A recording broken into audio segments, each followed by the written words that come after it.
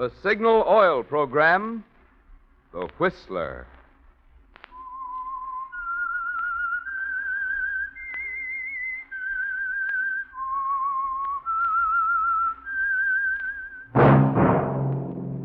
That whistle is your signal for the Signal Oil Program, The Whistler.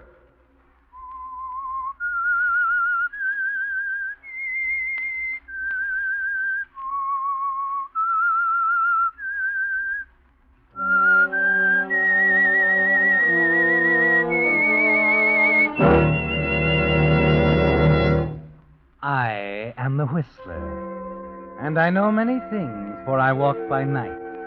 I know many strange tales hidden in the hearts of men and women who have stepped into the shadows. Yes, I know the nameless terrors of which they dare not speak.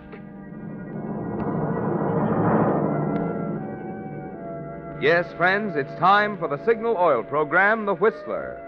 Rated by independent research, the most popular West Coast program in radio history. In gasoline, you know, it takes extra quality to go farther. And Signal is the famous Go Farther gasoline. So look for the Signal circle sign in yellow and black that identifies Signal service stations from Canada to Mexico. And now the Whistler's strange story, The Blank Wall.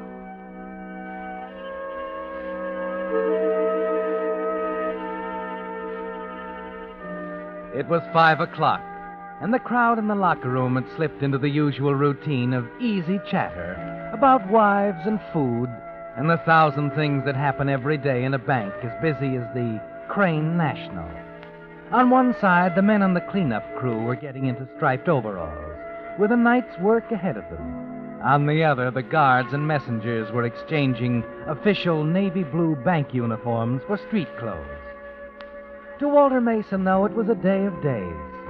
He didn't say much as he stood in front of the locker at the end of the row, half hoping the crowd would forget it and let him go his way in peace, yet wanting at the same time to stand up on a bench in the center of the room and shout it at the top of his lungs. As it turned out, however, he didn't have to make a decision.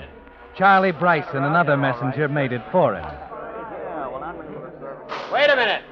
Hey, what's the matter, Charlie? I just happened to think. Excuse me, Joe. All right. Quiet, everybody. Hold it a minute, will you? Down. I almost forgot. This is Walter's big night. Oh, Charlie, for the love of now, Mike. don't be bashful, Walt. They don't care about Not that. much they don't. You want to be nice to Walt from now on, fellas? He's liable to be the boss one of these days. Oh, I want you to know we think it's great, Walt. Thanks, Charlie. What's it Thanks, going to fellas, be? all of you. Out at the Crane place on Long Island. Soup and fish, huh? Oh, yes. You know, they say there are two sure roads to success. One of them is to be smart, the other is to marry the boss's daughter. Yeah, but this isn't just right. Almost.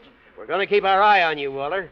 25 years as a messenger, isn't it? Well, not quite. And I'll bet they give you a great big shiny desk less than a month after your daughter marries young Crane. You know, Walt, it's hard to believe Mrs. Crane will take this land down. What do you mean? No doubt. Oh, you know, Donald's picture in the paper with his society gal and that one. Naturally, Mama expected him to marry one of them. Yes, but Donald had different ideas. Oh, I know that. Only in a pinch, I still bet Mama tells young Crane what to do. Wait now, you've got the kid all wrong. You know him very well, Walter? Sure, he's clerking right here at the bank, isn't he? Working himself up from the bottom just like his father. What's wrong with that? Well, Donald Crane isn't exactly working himself up. Now, wait a minute. My daughter Kathy is going to marry Donald Crane. I'm happy about it, naturally. But not because he's part of that Long Island crowd. I'm happy because both Kathy and I think he's as fine a man as his father was. They don't come any better than that. That's all. So long, fellas. Walt. Yeah, Charlie. Good luck tonight. Thanks. You know, Charlie, this is going to be the greatest moment in my life.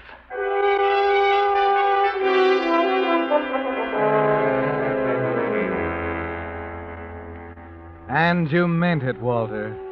It's the most wonderful thing that ever happened. A party at the Crane home on Long Island, announcing Kathy's engagement to the son of Alfred Crane. And that's the missing part of the picture, Walter.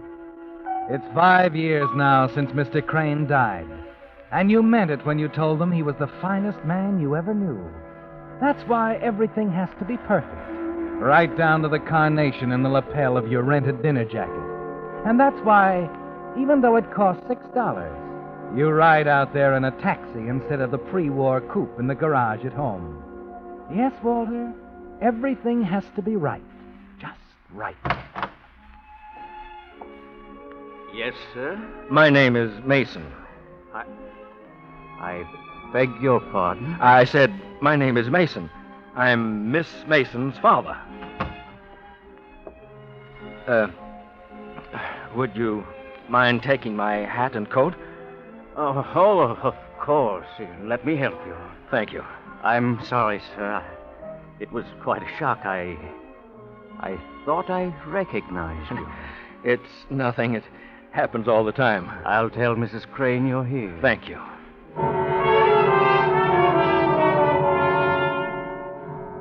That was strange, wasn't it, Walter? Something in the way the butler looked at you, the puzzled look in his eyes as he took your hat and coat, walked slowly out of the reception hall, and you can't put your finger on it. All you know is that there's an unsettled, nervous feeling inside you, that somehow the man has thrown you a little off balance. You try and forget it later in the ballroom. Yes, this is something to celebrate, isn't it, Walter? And Kathy is in seventh heaven. You're not paying much attention to your partner. What's the matter, Dad? Oh, it's nothing, Kathy. There's nothing to be afraid of, darling. What do you mean? Forget you work at the bank, Daddy. These people are really very nice. Oh, it's not that. You're worried about something. I can always tell. Why, it's just that I don't think it's right for you to go waltzing off with an old fogey like me while Don stands around with his hands in his pockets. Do you mind, Mr. Mason? Huh? Oh, Donald. Oh, speak of the devil. I'm just like my father. Can't stand competition. You see, Kathy? I'm only kidding. Matter of fact, Mother'd like to talk to you, Mr. Mason. Oh, of course. And it's about time you two got to know each other. You know, I want you to be as close to her as you were to Dad. I hope so, Donald. Where is she? In the library, probably tapping her foot. And by the way, whatever she says, don't take it too seriously.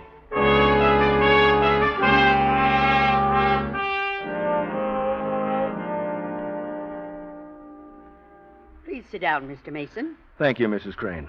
And Sharp, Yes, ma'am? would you bring us some coffee, please? Of course, ma'am. I want you to know, Mr. Mason, how much I admire your daughter. She's a charming girl. I'm very proud of Kathy. You have a right to be. Donald worships her, of course. I'm sure they'll be very happy.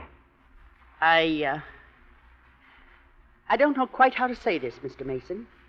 I'm afraid I'll have to put it a little bluntly. What's that, Mrs. Crane?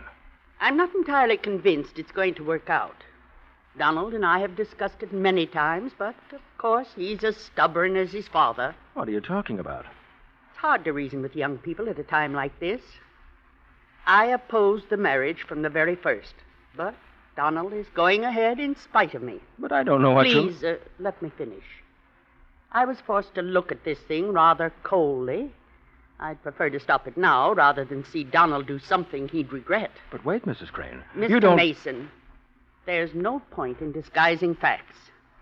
You must know Donald's decision came as a shock to me. When I realized that thing was serious, I took it upon myself to investigate your background quite thoroughly. You... what? I hired a private investigator. He's been working for 2 weeks. And he found out...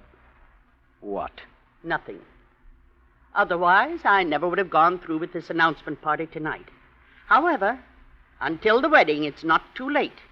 And I think it's only fair to warn you that there are still some questions unanswered. My investigator seems to have run into a blank wall. He could find nothing of your whereabouts or occupation prior to the time you came to work for my husband in 1922. And what's all this got to do with Kathy and Donald? Everything. People in my position of responsibility can't be too careful, Mr. Mason. Oh, but they can, Mrs. Crane. I wish your husband were alive. I wish he could have sat in that chair over there and listened to you talk about Please, Mr. What Mason. right have you to investigate me? What difference does it make where I was in 1922 or 1916 or any other time for that matter? You've taken a great deal upon yourself, Mrs. Crane. And if you want my frank opinion, I think your husband would have been shocked at your methods. Mr. Mason. I'm sorry. Sharp. I didn't mean to intrude, ma'am, but you're wanted on the telephone. Thank you, Sharp. Pour Mr. Mason a cup of coffee. You'll excuse me, Mr. Mason? Certainly. Why didn't you tell her the truth, Billy? Billy Ford, Sing Sing, 1916 to 22. Charged manslaughter, and don't tell me I'm wrong. I was there. Sharp. Roy Sharp. It hit me between the eyes when you walked in tonight, but I wasn't sure until a minute ago. There's a reason for the blank wall the gumshoe ran into, isn't there? I didn't try to fool anybody. I told Mr. Crane. He helped me. He's dead. And I'm afraid the old lady hasn't got his understanding heart. You know, Billy, as of 2 hours ago, I started believing in miracles again. What do you mean? I'm in a spot. I need 10 grand, the worst way. Oh, wait a minute, Roy. You're going to get it for me. $10,000. I can't But you can. By tomorrow night at 10. Crescent Bar on 58 and 3rd. I'll be there. But wait a minute. Coming, ma'am. Sharp. Wait a minute, Sharp. I can't. The old lady's calling. But just remember to meet me tomorrow night, Billy, or some of those questions of hers won't be unanswered any longer.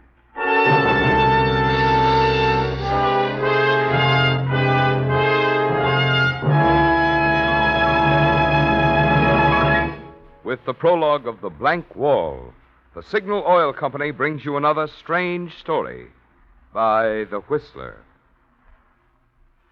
There were so many comments about the information I gave in last week's announcement, I'm going to repeat it tonight. As I stated, since the spring marks the 25th anniversary of the founding of Signal Oil Company, I looked up some facts which I thought would surprise you as much as they did me. And here they are. 25 years ago, here in Southern California, regular gasoline sold for 23 cents per gallon without any taxes. On the other hand, in 1940, regular gasoline sold for only 18 cents per gallon, and that price included taxes of 4 1/2 cents per gallon, which had gradually been added. So the price of the gasoline itself, without taxes, had actually gone down about 1/2. All right, now what about today's prices? Since 1940, items in the cost of living have climbed 53%, compared with an increase of only 13% in the retail price of gasoline. Get that. Since 1940, a 53% increase in the cost of living, compared with only 13% increase in the cost of gasoline. And I might add, the gallon of Signal that you buy today is a vastly superior product, the finest gasoline ever offered to motorists without extra cost. So when you drive into your Signal gasoline station and say, "Fill her up," remember you're not only getting the tops in gasoline quality, you're also getting one of the most remarkable values that your dollars still buy today. And now, back to the Whistler.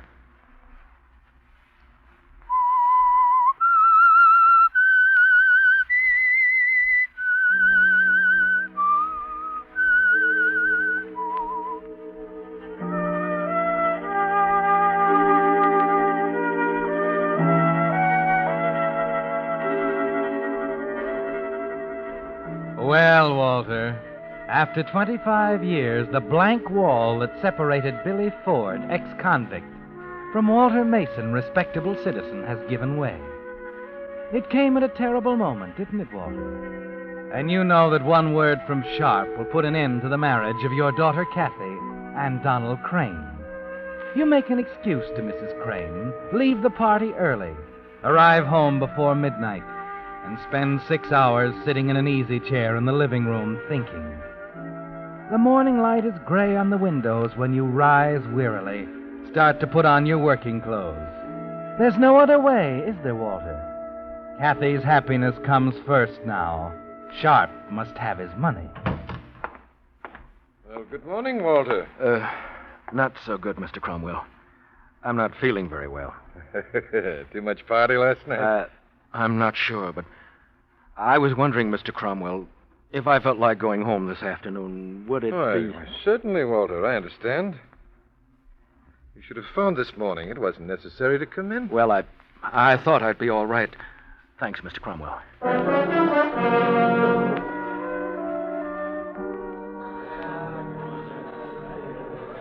Your savings account? Oh, sure. I'll give you the balance in a minute. Let's see. Melford, Manning, Mason. Now, here we are. You're a rich man, Walter. You've got exactly $3,206.18. $3,200. Oh, thanks, Jim. Thanks a lot.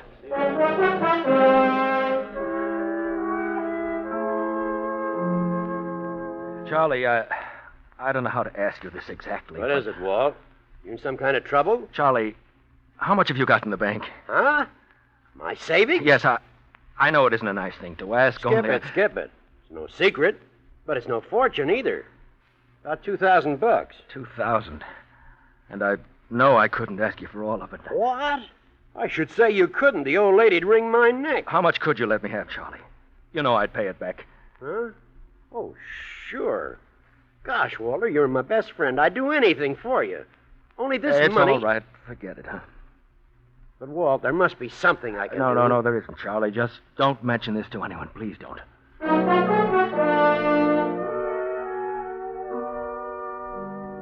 Well, what do you think? I don't know. The car shows care, all right. I bought it from the original owner, and the motors had a complete overhaul. Yeah, I know. Well, I guess it's worth $5. Only $500 for the a car. The war's over, pal. Take it or leave it.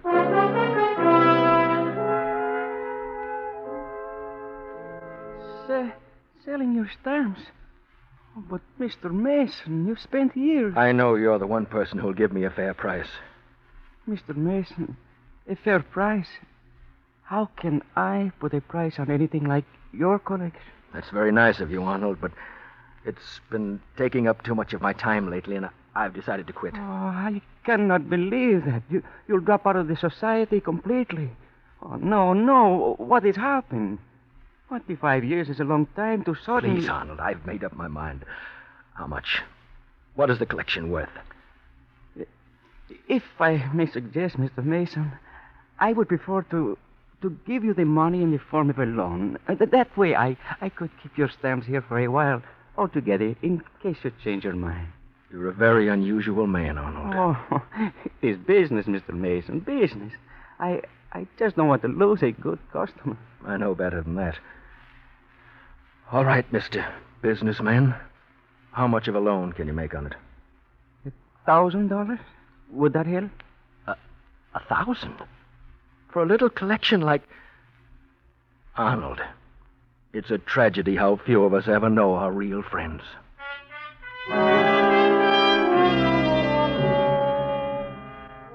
You added up, Walter, after leaving Arnold's tiny shop. Add up every cent you were able to raise. It comes to a little over $6,000. Not what Sharp asked for, but he'll have to agree. Have to be satisfied because there's no one else you can turn to. That night at 10 o'clock, you enter the Crescent Bar. He's already there waiting, an empty cocktail glass on the table in front of him. Don't tell her. When you get home. Well, hello, Billy. Please, Sharp. Huh? All right. Sit down, Walter. It isn't time to pay for the drinks. What do you have? I don't care for anything. Well, it's all right, too. But let's get to it. Did you bring the money with you? I want to talk to you about it first. No use talking about it. I just want to see it. I can only raise $6,200. I asked for 10. I thought I made it clear. It's the best I can do, Sharp. You don't know how much trouble it was. I don't care about that. I told you it had to be 10,000. I meant it. I have my troubles, too, Billy. Oh, there's nothing more I can do. Well, that's where you're wrong. I don't understand. Maybe I shouldn't make it so easy for you. But we can get that money another way. If you're suggesting I'm not suggesting anything, Billy. I'm telling you what you're going to do. I've looked into your job at the bank. What about my job? It includes some interesting responsibilities. For an ex-con? The people I work for have faith in me, if that's what you mean. I'm surprised the bonding company slipped up so badly. I'm not covered by a bond. Oh? Alfred Crane was alive when I got out. He was decent enough to give me a chance. Bless him, Billy, bless him. It gives you another chance now. I don't think so. I do. I understand you'll be carrying a batch of negotiable securities tomorrow morning. What of it? You're taking them to the Lincoln Investment Company at 10:30, right? I know what you're thinking, Roy. It's no go. I'd rather they found out about me. You're bluffing, friend. That kid of yours means more to you than anything in the world. You've got it all figured out, haven't you? I've got you figured out. That's why I'm so sure you'll cooperate tomorrow when you take that morning stroll.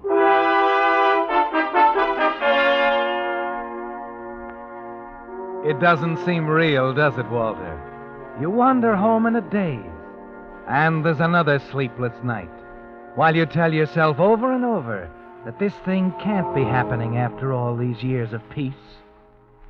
The next morning you arrive late at the bank, still dazed, shaky, wondering what will happen when you set out for the investment company, and Roy Sharp walks up to you on the street. But you don't have to wonder long, Walter. Mr. Cromwell settles it all as you come in. Walter, we didn't expect you. Huh? Oh, sure, Mr. Cromwell. I'm feeling better. Charlie Bryson figured you needed a little rest. He took over for you. Took over? Oh, those securities for Lincoln Investment. He's going to deliver them. What? Oh, but he doesn't have to do that. I'm perfectly able, Mr. Cromwell. I'll go tell Charlie.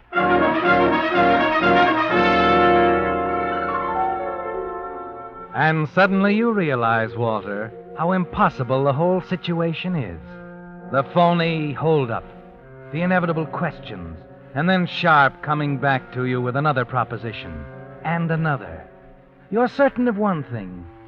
If Sharp were to see your friend Charlie carrying that satchel in your place, he'd never dare go through with a robbery. Instead, he'd go straight to Mrs. Crane with the whole story. And that doesn't matter anymore, does it, Walter? Because you've made a decision, an important one. Hello, Kathy. Dad, what are you doing home? I've something to tell you, dear, and there isn't much time. Sit down here, right next to me. What is it, Dad? What's happened? Kathy, you remember that young man I used to tell you about? Billy Ford. The one who went to prison? That's right. He was a nice kid, Kathy. Had some tough breaks, got into trouble, did 5 years in Sing Sing. I remember, Dad. You thought a lot of him. He died a long time ago, didn't he? I thought he did. What do you mean? Kathy, I'm Billy Ford. I used to wonder about that. Why are you telling me? Because I'm afraid everyone's going to know. Who is it, Dad? Mrs. Crane's butler, Roy Sharp. Oh, I see. Where are you going? Dad, believe me, this doesn't make any difference between us, but I want to be honest with Don now, while he has a chance to change his mind. I'm sorry, Kathy. Please, darling. It's all right. I'll go with you. No. No, I'd rather face them alone.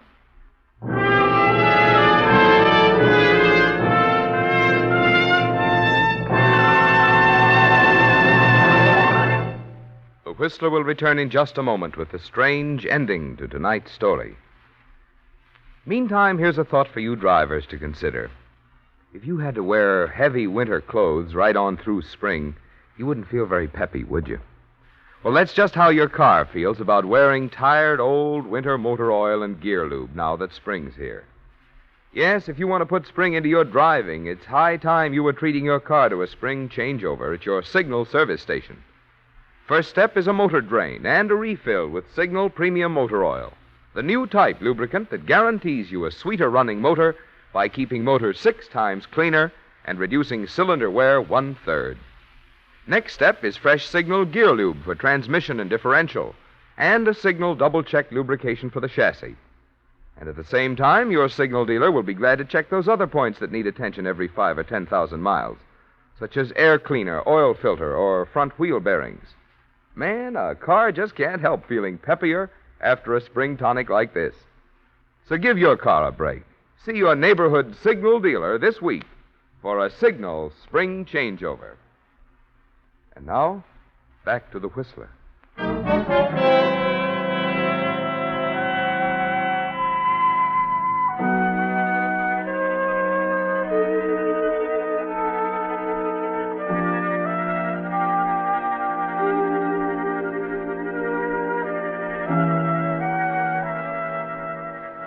So she's gone now, Walter. And you sit alone in the living room, exhausted, numb, filled with a black kind of despair that blots out everything else. Yes, Kathy's gone to tell the man she loves. Her father was a criminal, an ex-convict. There was no other way. The terrible coincidence that placed you and Roy Sharp at the same party ended all hope. Yes, at that moment, the blank wall was breached, and Billy Ford and Walter Mason became one and the same man. You find yourself staring at the black butt of your .38 revolver lying on the living room table. The gun you would have carried this morning if Charlie Bryson hadn't taken your place. At one point, you start to reach for it and decide that's never the answer. You aren't conscious of time, but it's past noon when you decide it wasn't fair to let Kathy face them alone. And an hour later, you walk into the library of the Crane home on Long Island. As you expected, Mrs. Crane is terribly upset. I told you so, Donald. I suspected that man from the first. Now, wait a minute, Mother. Really, Mrs. Crane, it won't do any good to go on. Please, Catherine, you don't understand. They'll pounce on this like a flock of vultures. The papers, the tabloids, everyone. Just a minute. Maybe I Dad. can... I'm sorry, Kathy. It wasn't fair of me to Wait let a you- minute, Dad. What's the matter? Donald, show him the paper. Sure. Here you are, Mr. Mason. Attempted robbery. Broad daylight. It's the butler here, Dad. He was killed this morning in a gunfight on Broad Street. He tried to rob one of the messengers from the bank. Sharp. Killed. Gunfight. Wait a minute. Charlie Bryson. What about Charlie? Charlie? The messenger. He was the one who... I'll get it. Roy Sharp. Then he didn't... No, Mr. Mason. He didn't. You know. She told me. And your mother? All she knows is It's for you, what Mr. she reads in the Mason. papers. Charlie, somebody. Charlie. Oh, thanks. Yes, Charlie. Are you all right? All right. I'm a hero. Reward money and everything. I couldn't wait to call you, Walt. Oh? About that money. If you still need it, brother, I've got it. No, Charlie. Thanks, but everything's all right now.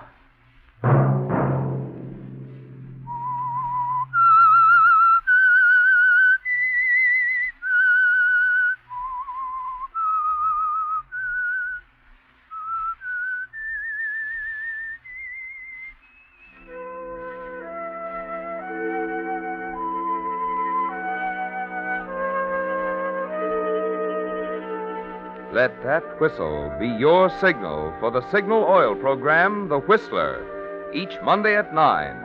Brought to you by the Signal Oil Company, marketers of Signal gasoline and motor oil and fine quality automotive accessories.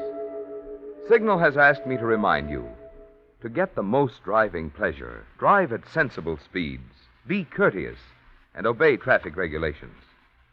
It may save a life, possibly your own.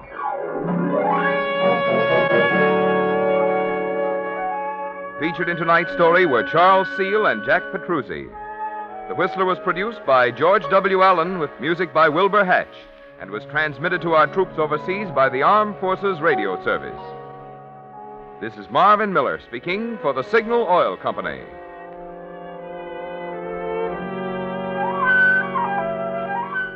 This is CBS, the Columbia Broadcasting System.